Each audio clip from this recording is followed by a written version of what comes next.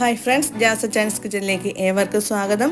ഞാനിതോടെ തയ്യാറാക്കാൻ പോകുന്നത് കക്കയിറച്ചി മസാല ഇട്ടാണ്. അത് നമുക്ക് എങ്ങനെ തയ്യാറാക്കാമെന്ന് നോക്കാം. അതിനായിട്ട് ഞാൻ കക്കയിറച്ചി നന്നായിട്ട് ക്ലീൻ ചെയ്തെടുത്തിട്ടുണ്ട്. അതിലേക്ക് മഞ്ഞൾപ്പൊടി, ഉപ്പ്, വേപ്പില, കുരുമുളക് പൊടിയും കൂടെ ചേർത്ത് കുറച്ച് വെള്ളം കൊണ്ട് ഒഴിച്ച് നമുക്ക് നന്നായിട്ടൊന്ന് വേവിച്ചെടുക്കണം. നമ്മൾ എല്ലാ പൊടികളൊക്കെ ചേർത്തതിന് ശേഷം നന്നായിട്ടത് മിക്സ് ചെയ്ത് അതിൽ കുറച്ച് വെള്ളം കൂടെ നമ്മൾ ആഡ് ചെയ്തിട്ടുണ്ടല്ലോ. ഇനി നമുക്കത് ഫ്ലെയിം കത്തിച്ച് അതിലേക്ക് വെച്ച് നന്നായിട്ടൊന്ന് വേവിച്ച് ആ വെള്ളമൊക്കെ ഒന്ന് വറ്റിച്ച് നന്നായിട്ട് എടുക്കണം. നമുക്ക് അടച്ച് വെച്ച് വേവിച്ചെടുക്കാം. ഇതിൻ്റെ വെള്ളമൊക്കെ നന്നായിട്ട് വറ്റണം. വറ്റിയിട്ടതിന് ശേഷം അത് നേരത്തെ ഇത് വേവിച്ചാണ് നമുക്ക് കിട്ടിയേക്കണത്, പുഴുങ്ങിയൊക്കെയാണ് കിട്ടിയേക്കുന്നത്. എന്നാലും നമ്മൾക്കിടെ ഒരു ഉറപ്പിന് വേണ്ടി ഒന്നും കൂടി നന്നായിട്ട് ക്ലീൻ ചെയ്ത് നമ്മൾ നന്നായിട്ട് പൊടികളൊക്കെ ഇട്ട് കുരുമുളക് പൊടിയൊക്കെ ആഡ് ചെയ്ത് നന്നായിട്ട് വറ്റിച്ചെടുക്കുകയാണ്. ഇടയ്ക്ക് നമ്മൾ തുറന്ന് നോക്കി ഒന്ന് നന്നായിട്ട് ഇളക്കി കൊടുക്കണം, അടിയിൽ പിടിക്കാതിരിക്കാനായിട്ട്. ചട്ടിയാണല്ലോ, ചിലപ്പോൾ വെള്ളം പെട്ടെന്ന് വറ്റി പോകുമ്പോഴത്തേക്ക് അടിയിലോട്ട് പോയി പിടിക്കും. അത് പോകാതിരിക്കാനായിട്ട് നമ്മൾ നന്നായിട്ട് ഇളക്കിയതിന് ശേഷം അടച്ച് വീണ്ടും വെക്കുകയാണ്. ഇനി നമുക്ക് അടുത്ത ഗ്രേവി തയ്യാറാക്കാനായിട്ട് വേറൊരു ഉരുളി വെച്ച് നമുക്ക് തയ്യാറാക്കാം. ഇടയ്ക്കിടയ്ക്ക് നമ്മളിതൊന്ന് തുറന്ന് നോക്കണം കേട്ടോ, വെള്ളം വറ്റിയിട്ടുണ്ടോ, അല്ലെങ്കിൽ പെട്ടെന്ന് കരിഞ്ഞു പോകും. നമ്മുടെ ഉരുളി ചൂടായപ്പോൾ നമ്മൾ അതിലേക്ക് ഓയിലിൻ്റെ നമ്മുടെ ഒഴിച്ചു കൊടുക്കുന്നത് വെളിച്ചെണ്ണയാണ്. വെളിച്ചെണ്ണ ഒഴിച്ചു കൊടുത്തിട്ട് വെളിച്ചെണ്ണ ചൂടാകുമ്പോൾ അതിലേക്ക് കടുക് ഇട്ട് പൊട്ടിക്കണം.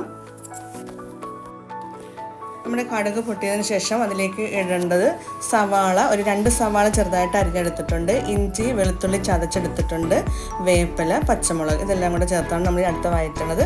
ആദ്യം നമ്മൾ സവാള അതിലേക്ക് ഇട്ട് കൊടുത്തിട്ട് ജസ്റ്റ് ഒന്ന് വാടിയതിന് ശേഷം നമ്മൾ അടുത്ത ഐറ്റങ്ങൾ ഇട്ട് കൊടുക്കുന്നു.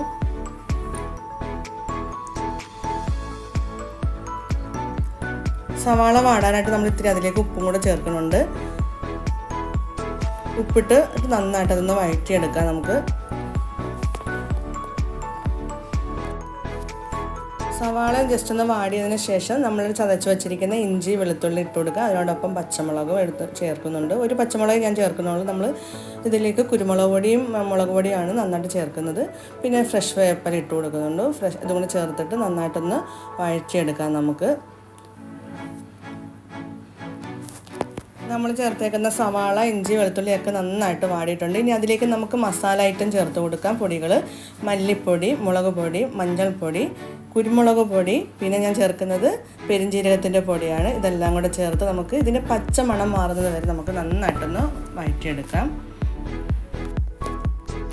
നമ്മളെടുത്ത മസാലയുടെ പച്ചമണമൊക്കെ മാറിയിട്ടുണ്ട്. അതിലേക്ക് നമ്മളിനി വേവിച്ച് വെച്ചിരിക്കുന്ന കക്കയിറച്ചി കൂടെ ചേർത്തിട്ട് നന്നായിട്ട് മിക്സ് ചെയ്ത് കൊടുക്കണം. വെള്ളമൊന്നും ഇല്ലാതാണ് നമ്മളിപ്പോൾ എടുക്കുന്നത്. നന്നായിട്ട് കുറച്ച് വെളിച്ചെണ്ണയും കൂടെയൊക്കെ ചേർത്ത് നമ്മൾ നന്നായിട്ട് ഫ്രൈ ആക്കി എടുക്കുകയാണ് ചെയ്യുന്നത്.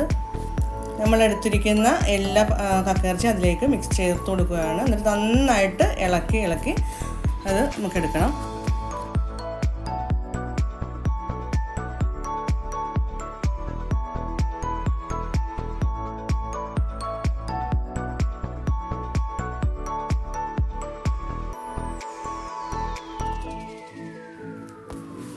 നമ്മുടെ കക്കയിറച്ചിയുടെ അവസാന ഘട്ടത്തിലേക്ക് വരികയാണ്. ഞാനിതിലേക്ക് കുറച്ച് വെളിച്ചെണ്ണയും കൂടെ ചേർത്ത് നന്നായിട്ട് ഇളക്കി എടുത്തിട്ടുണ്ട്.